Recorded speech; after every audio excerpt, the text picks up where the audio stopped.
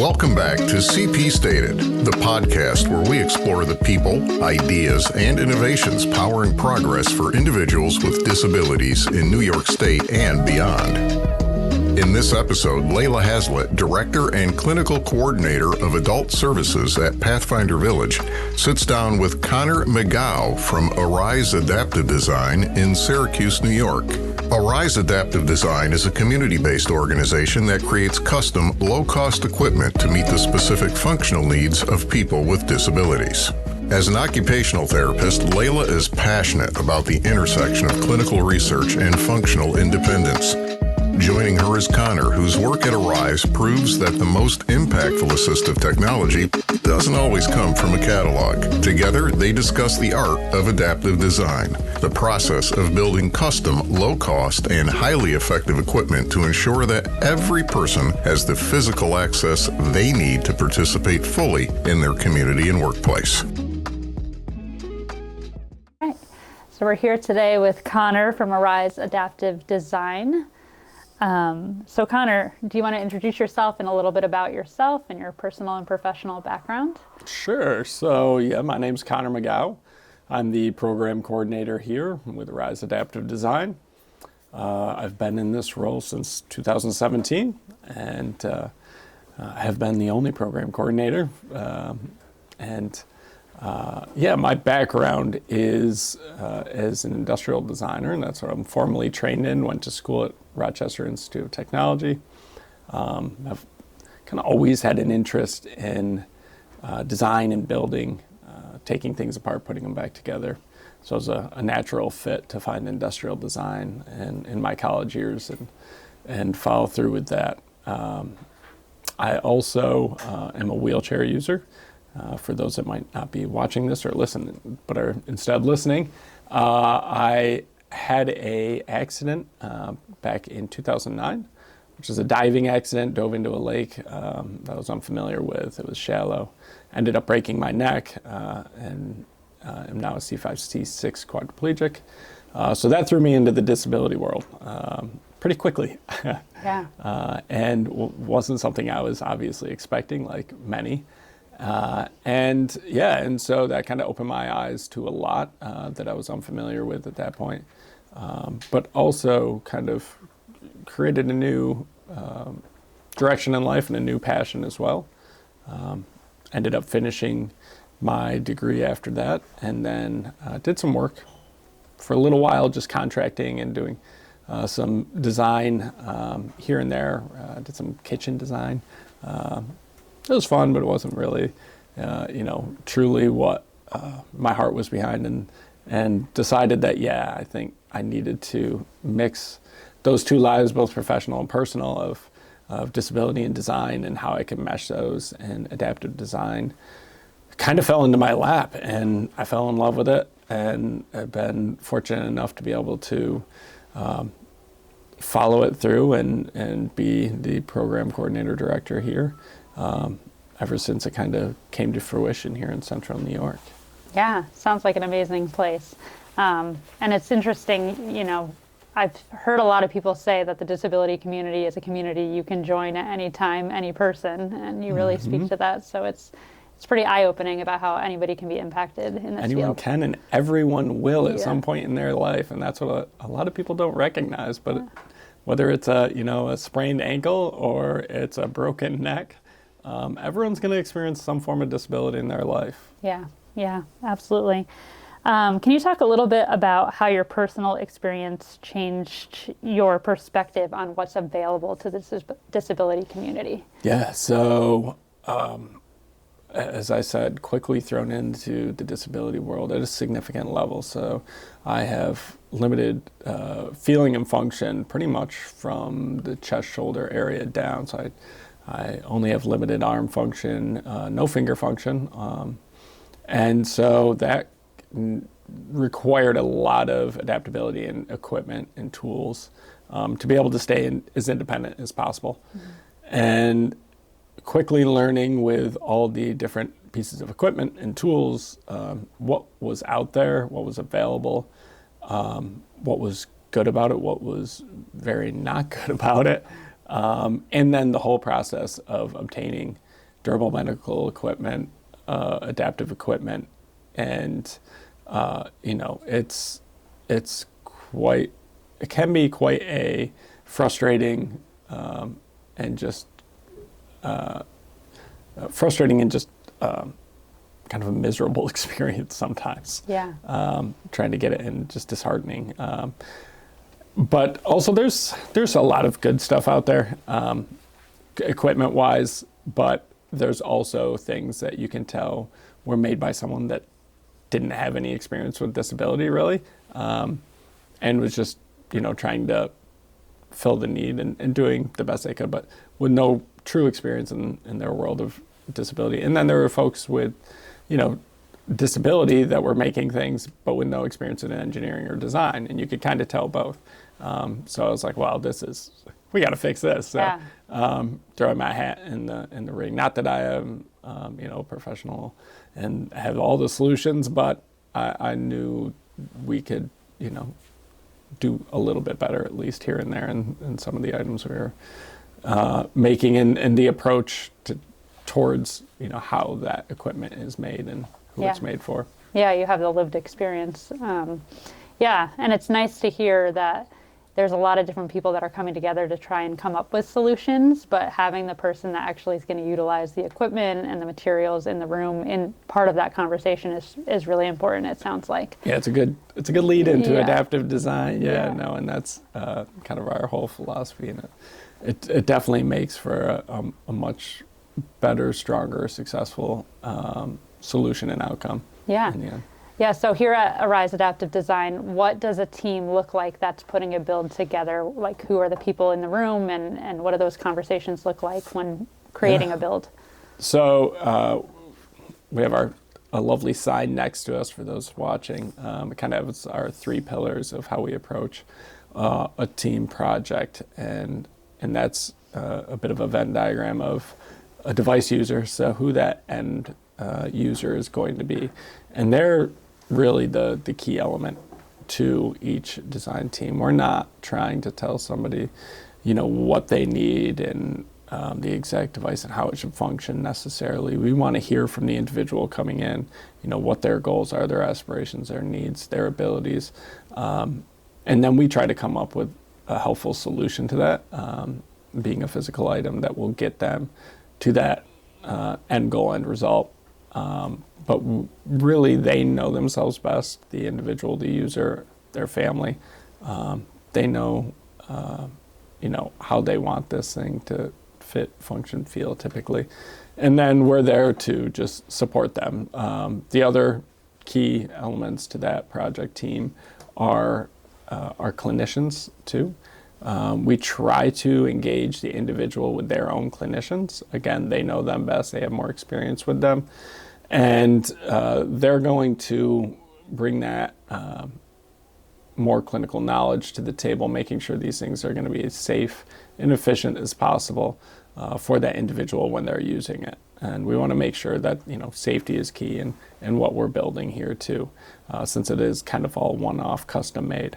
And then we have our builders, our makers, that are kind of that, I won't say the last element, but definitely the kind of the third in that, I think, tier, that helps bring that building knowledge to be able to, create whatever that idea is, bring that to fruition in real life, and make sure it's sturdy and is going to hold up and be as functional as possible for that end user. And yeah, so bring those kind of 3 elements together, and it provides a real kind of magical experience for everyone involved, honestly, and a really successful end device that is going to allow that person, hopefully, to hit that goal that they have. Yeah, a lot of creative minds coming together to create pretty incredible things. Absolutely, yeah. Can you talk a little bit about the impact that Arise Adaptive Design has had? So maybe the number of people that you guys have supported, or the area of the people that live, the lived area that people come to and utilize your services. Okay, yeah. So we've been doing this since about end of 2017 here at Arise. We started just as a volunteer effort in 2016 when we were kind of introduced to this building technique and approach. Through the years, it's got to be somewhere between 100 and probably 60 to 200, somewhere in there. Folks, we weren't keeping full track early on, but probably about that. And we have a lot of repeat customers, which is always good to see and speaks to the success of this approach, I believe. But yeah, we have folks coming mainly from central New York that we're working with here. Obviously, we're located in Syracuse. And so the awareness here is greater, I think, right in our surrounding area, especially right in the city. There is a good amount of need and help we can provide. And we have a couple great hospitals right in the area and clinics. And then the local schools obviously know about us and their clinicians. So we get a lot of demand kind of from right around the area here. But surprisingly, word gets out, and we've had quite a bit of demand. So we don't advertise or put a huge effort into the marketing, because we've just been trying to keep up with demand up until this last year or two. And yet still word gets out, and we'll get requests from as far as Rochester, even a little further west. We have a few folks right now. They're in the Adirondacks area, Watertown, that we're working with, Utica, actually one individual from Albany area. So kind of all upstate New York we serve, and we don't have a certain region that we only strictly stay to. It's really, we if someone's happy to come out, meet us, kind of work with us and do the assessments and testing when it's needed, then we're happy to work with them. And unfortunately, there aren't more of these programs elsewhere, and that's why we're getting folks coming from all over. So we're hopefully going to change that here in the future. Yeah. That's our dream, to have more of these programs popping up in different communities. There is one in the Hudson Valley, and there was one in New York City. So New York State is very fortunate that they have 3. Most states don't have any. I know there's one in North Carolina, and possibly one other in kind of the states that do similar work, kind of all-encompassing as to what we do. But there's many communities that don't have something like this, and it's desperately needed. Every community can benefit from an adaptive design program. Yeah, the need is definitely there. It's huge. What about the age of people that you support? Is there a range of ages that you specifically work with? We will work with pretty much any age, and we are trying to promote that more. I think the need exists a little more within the pediatric and the elder populations. There is a lot of need in both of those communities, but we will work with any age, and we have. They're pediatric, as we kind of look around the room here even, you can tell that a lot of things are more themed to the pediatric folks and kiddos, because one, that's where we kind of started. One of our head volunteers and drivers behind this whole mission and approach in central New York for adaptive design is a pediatrician in the area, Dr. Ninka Dosa, who's been an amazing advocate for this program for years, is really one of the head folks in the area for why this exists now.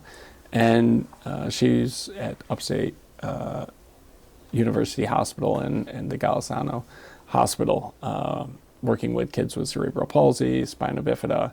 And so we got many referrals from there early on, and recognized the benefit this could provide to kids who are growing, abilities are changing, sometimes full diagnoses haven't been made yet. And then parents and clinicians are trying to figure out what these kids are capable of and what might work.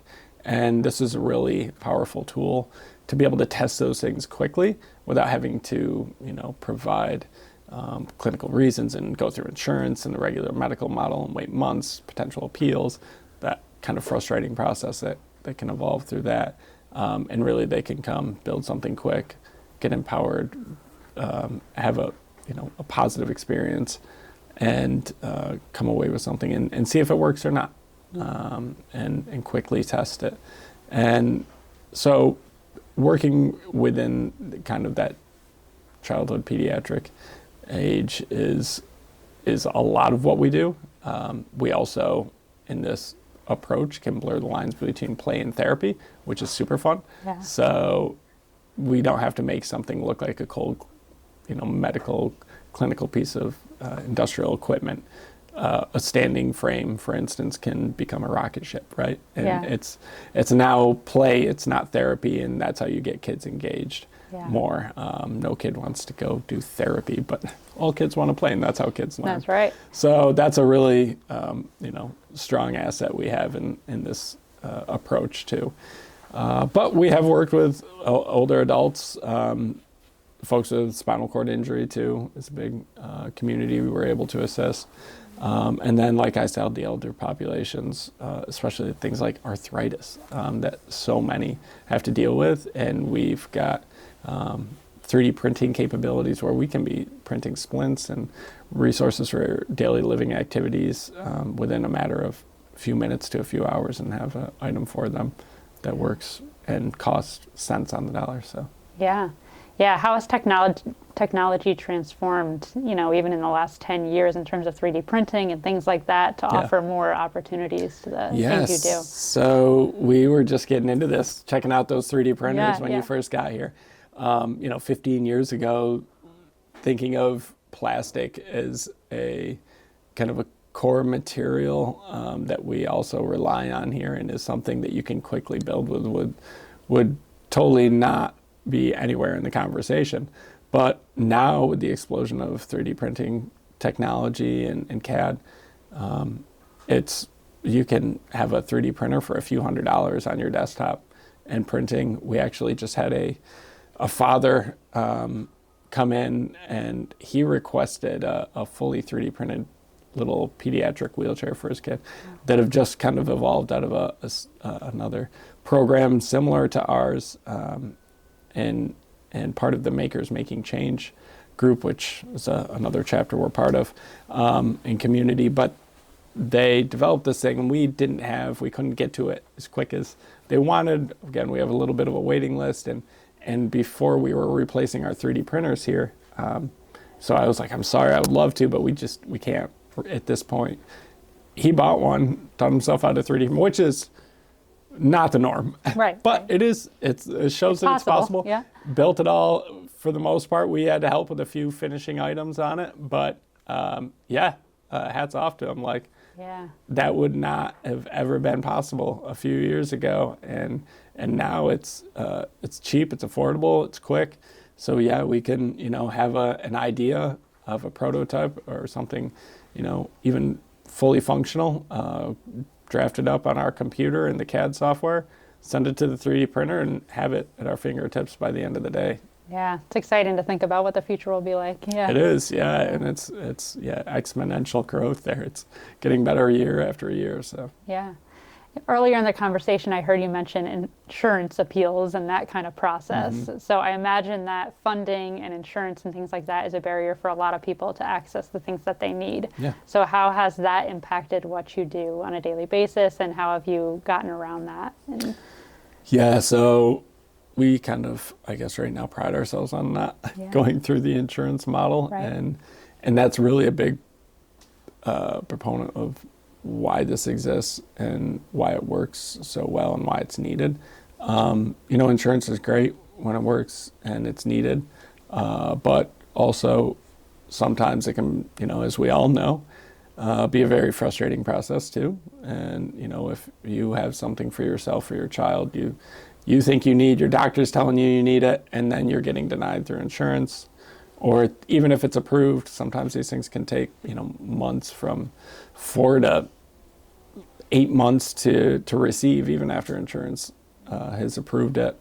And you're just in that interim without a solution and just having to wait.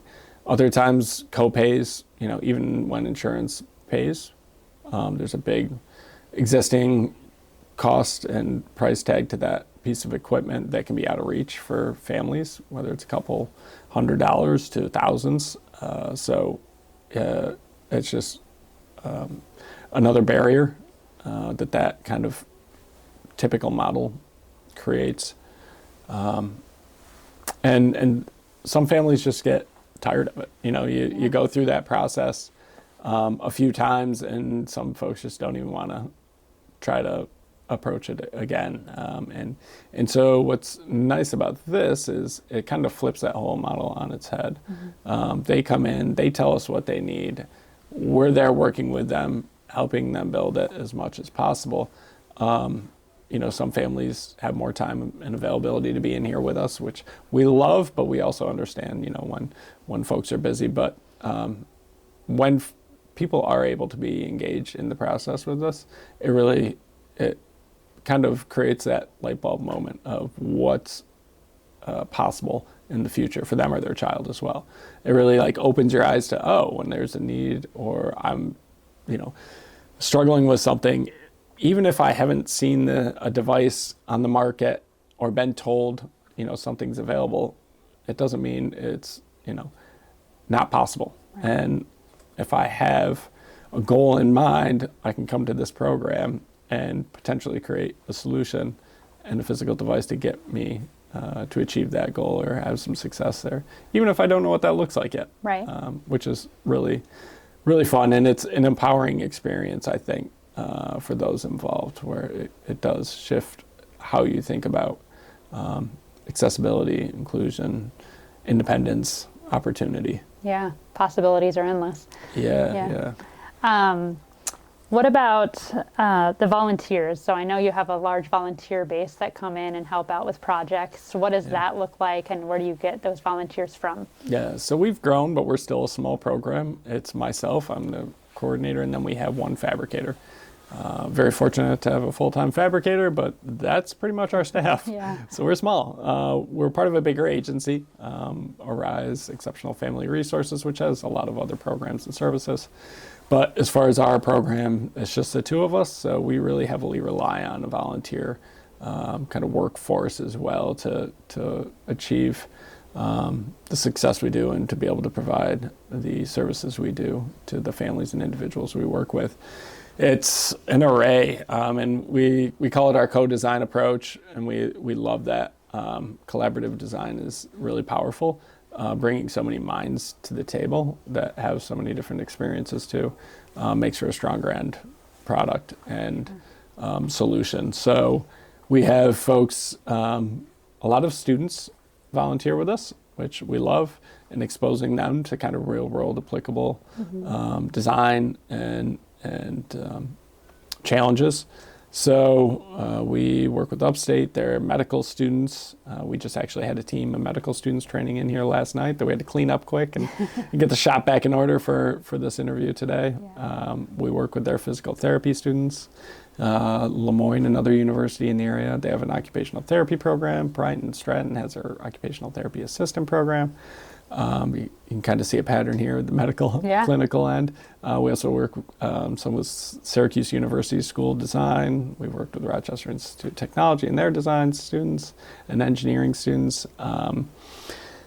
So we love engaging the students. We also have some high school volunteers that come in here and have worked previously with some of the local high schools, some tech and STEAM classes, which I think this offers a lot of opportunity for too. It's not just clinical, the STEAM and, all that exposure to creating, building, designing, learning is really powerful in here too. So we want to, build on that and offer that more too, and really capitalize on that. It's great help in here for us, but it's also great exposure and experience for those students. We've actually held a few summer programs for high school students where they can come in, learn, get some of that STEAM experience, but also come up with something that could be benefiting and helping somebody else in their community.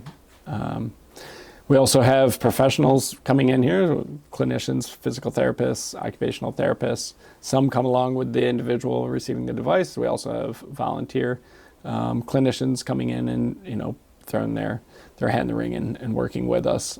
We also have engineers and professional designers that come in and assist. Some on those higher level things like software and coding, that Josh, our fabricator, and myself don't have that experience. Yeah. So tapping into that knowledge and those resources is great, and we really appreciate it. And then just hobbyist makers, folks that want to give back in the community, join us in here. Really don't have to have a certain skill set, talent to come in here and work with us. We provide a lot of training to those coming in initially, just on the basic building techniques and tools, approaches that we utilize a lot here in the workshop. If someone just wants to paint, they can paint. If they want to, do some kind of paper mache-ish edging, that's great too. If they want to start from scratch designing and building with the families and us, we love that too. So it's an array of activities, sewing. I mean, there's if you want to help, we'll find a place for you here. Yeah. Yeah. No, it speaks to what you're doing, that so many people want to be a part of it. You were talking a little bit earlier about a stander that can be turned into a rocket ship or look like a rocket ship for somebody. Can you talk a little bit more about some of the things that you've created that it sounds like there's a lot of exciting different kinds of pieces that you've created, or maybe a personal story that you remember and is special to you? Sure. So one that I always kind of share is super fun. It was one of the initial ones we did, and like that made an impact on me. Was we had a family come in, their child was going to therapy, but in physical therapy they couldn't get the kid to want to engage in and do a standing activity. So a sit to stand device and a standing frame, really good for bone density, circulation, digestion, engaging with peers. Being upright is really important, even if you're a wheelchair user. Being upright on a daily basis is important too, if possible. And this kid, the therapist and the family knew he can do it. He just wasn't engaging in it. So insurance is hedging on paying for it because there's no justification if you can't show that the kid can use it and will use it. So they came to us, and it was kind of more the mindset at that point for the parents where, well, we can't get it through insurance, and here's the program that'll build it for us. Not thinking, let's get real creative with it. So they came to the workshop. Not the workshop. We didn't even have a workshop at that time. We were making our workshop wherever we could find space, but they came out for these build events, worked with us, and I think that really demonstrates the power of the families being able to be engaged and being part of it, and kind of the head of their design team, especially the kiddo. We started building and coming up with ideas, and with the cardboard, which is one of the crazy materials we use that usually people, eyebrows raise when I mention cardboard, but the industrial strength cardboard we use a lot with kids because it's super strong, can support, and we're able to build and hack away, modify really quickly on the fly to iterate with. And so we were coming up with some different solutions, but just like learning about this kid, he was always on the iPad, like they were trying to keep him busy while we were building. So we started like engaging with him more and seeing what he liked, and noticing that he was always watching monster trucks on the iPad. Like if he had to be distracted, he was engaged fully and like just all in on monster trucks. One specific one that was his favorite. So we're like, well, that's an obvious answer right there. Let's bring that into the mix. So we themed the whole standing frame around a monster truck. And so it quickly went from therapy to play. And he was so excited to like see the end result. And it was super fun. The uptick in like the volunteers and the family like building, once we were like, oh, okay, here's a really cool solution, just went through the roof. And so we built it, themed it. We tore apart a couple of toys. So on the front, instead of just standing, let's engage, play more. And we created like a work play station that could attach to the front. And we, like I said, tore a couple of toys apart with electronics, put in a working dashboard for him. So he had like a steering wheel, bells and whistles, lights that would go off. And he could turn a 3D printed key of his own, rev the engine, just have a lot of fun while standing and doing that therapy activity to keep him engaged and wanting to do it as long as possible. And And the family was like, we can't get him out of this thing after we gave it to him and he took it home. In like a month of use, they're like, he's in this thing every day, pretends he's dad going to get coffee in the morning in his truck. And awesome. yeah, and it was very cool. And through that process, we're like, how can we, what other things can we check off here as far as therapy activities? One of his arms, he wasn't engaging as much, and that was one of the therapy goals for occupational therapy, is to start getting him to use that hand more. So we're like, all right, well, if he's going to have to turn this thing on and play with it, let's tether his 3D printed key and the ignition switch over to the side on the arm he's not using as much. So he has to engage that arm to be able to play with this toy. And worked like a charm. Yeah. All of a sudden, that hand he was using all the time. Yeah. So like the more you work with the family, engage them more, learn about the individual, the more successful these end devices can be. And that proved it right there. And we're like, that's awesome. And through that, he used it for a few years until he grew out of it. And then it was so easy for them to justify through the insurance that, yeah, he's using this thing every day. Here are the benefits that are happening. So them and the therapist were very happy about that too. Yeah. One other one on the adult side, which was really neat. We had an individual who came to us who had lost a hand in a work accident. And, young gentleman, yeah, but like an adult, 20s or 30s, I forget which. But wasn't able to then, shortly after losing a limb, engage in some of the activities he did with buddies. So like losing that community and recreation he had before, which, it's a lot of people just think about the medical end, but the societal community, recreational end of things are just as important too in everyone's life. And he's like, all right, one thing I can probably figure out and do still is gaming. And like I used to game with my buddies, so how can I do that again at least?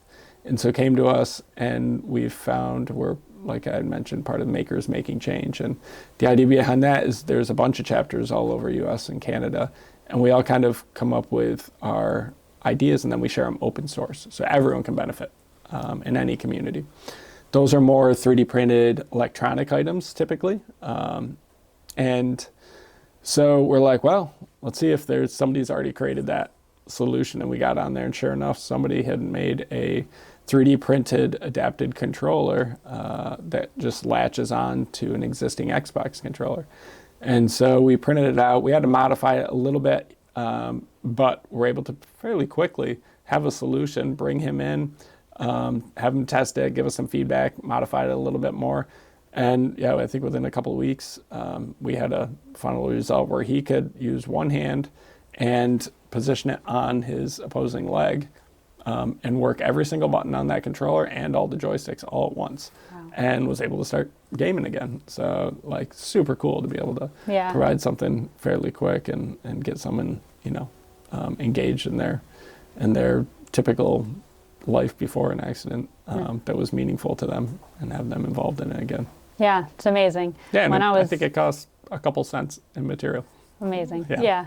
When I was in OT school, I remember working on a project, and we did some research on what therapists are able to provide in terms of therapy to people. And, oftentimes we're limited by insurance, looking at, are they able to get dressed and take a shower and things like that.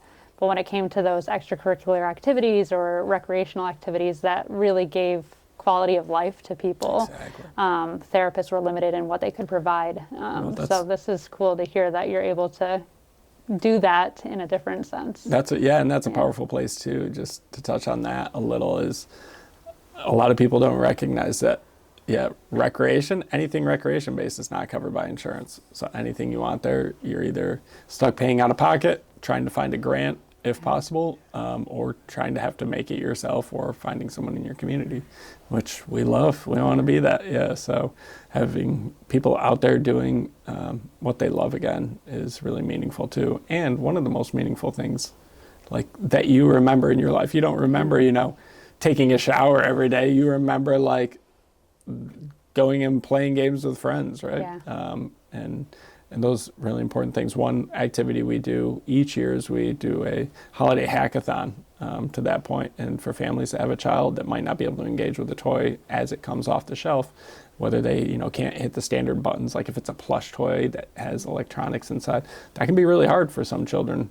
And so we can hack into those toys, wire into the circuit boards, teach the families how to do it at the same time, and wire in a simple assistive switch that we make here for like under $5. Typical ones on the market are like $80 plus, so we can make those super affordable too. And have this kid be able to have a toy, on Christmas morning that they can engage with and play. Yeah. And then the families also know how to adapt toys in the future, which is super cool, or at least know where to go to get them adapted. Right. So yeah, and like that's just as meaningful as, being able to take part in a physical activity of standing or something as well. Sure. Yeah, it makes sense why so many people are seeking your services. Yeah. So if somebody were interested in either volunteering or getting a piece of equipment or reaching out to you, how could they do that? So yeah, they can reach out at Adaptive Design at contact EFR, that's Exceptional Family Resources, EFR.org. They can also call 315-671-5104. That's our office phone here. They can go to our website, contactefr.org, and find our services there. And we're happy to provide help, solutions, guidance if there's something we can't make or build. I usually try to find other resources out there for that individual as well. Sure. Yeah, well, you're clearly doing a lot and you're very busy, so thank you for taking the time to meet with us today and talk a little bit about what you're doing and making such a powerful impact on people with disabilities and the greater community. Of course, yeah. Happy to do it, spread the word. Thank you for coming in and helping us share it. Sure. Thank you for tuning into this episode of CP Stated. We hope you enjoyed this look at how custom adaptive design and clinical expertise can work hand in hand to remove physical barriers and foster true independence. Don't forget to catch all the CP Stated and CP Short Stated episodes on Spotify, Apple Podcasts, YouTube, and several other platforms. We have a full slate of new and exciting topics coming your way as we continue to explore the cutting edge of the disability service field. From all of us at CP Stated, thank you for listening. We look forward to having you with us next time.